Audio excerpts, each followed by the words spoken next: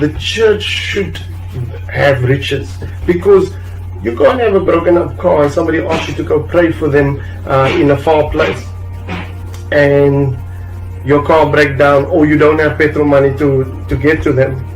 Do you understand? You need somebody, you need to take a plane flight to pray for somebody or something, and you say, brother, I'll work towards that, but the person's maybe dying or whatever, and that's where you can use your money for the good of God. Okay. Even the church, the leaders in the church will tell you how money is important for the running of the church. And so therefore, we as the church, the people, we God's bride, not the church as an institution, not the building, okay? The people is the church. We have a responsibility to access the blessing out of heaven. Access. You see, your healing is there. Your new car is there. Your provision is there. Your child's school fees is there. Your child's if your child needs to get rid of that drugs or get rid of that friends, your prayers are answered there. You need to access it out of the heavenlies. But now, how do we access that? Okay. Well, let's just see what the woman with the issue of blood. What did she do? She commissioned God, didn't she? She said, if I can only touch. Did Jesus do anything to her? Did Jesus tell her anything at that time? She said, if I access the hem of his garment, I'm just going to just touch it. Then, then her healing came. Okay? So that's when she just took it out from her spirit to the heavenlies. The same as Peter in the boat. He said he commissioned Jesus. He commissioned Jesus. He said, if it is you, tell me, let me get out of the boat and I'll walk on the water. Okay? If it is you, he commissioned Jesus. So he got out and he walked by faith. And that's what we need to do. That's what we need to do. Okay? We need to walk by faith. So important. So important to all of us. This word, so important. God knows what to do. God knows. He knows you. He knows you. So you need to take it. And somebody told me the other day, the word says, I can do all things who strengthens me.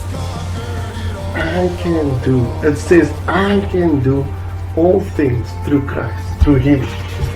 I can. It's the important thing. Okay? And whatever you believe for, if you believe, you must believe. Believe your faith. So you see Peter, when he was walking on the water, he had faith. What's the opposite of faith?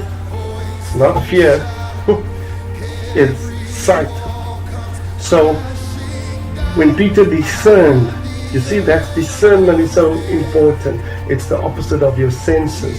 So his senses caused him to fail. Alright? So when he was walking on the water, he walked by faith.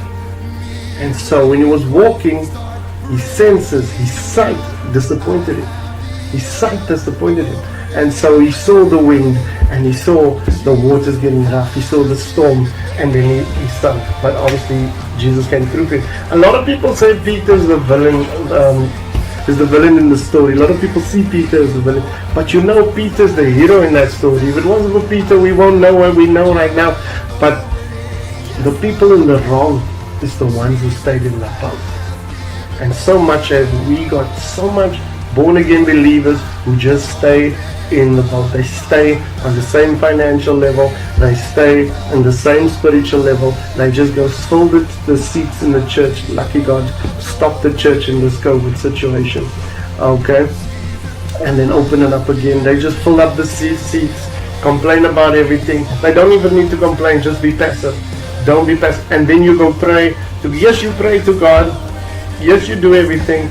You read the Bible, but you're doing it like a drug person that needs a fix. You're just going to pray, get something from the Spirit, but Monday you're the same person again.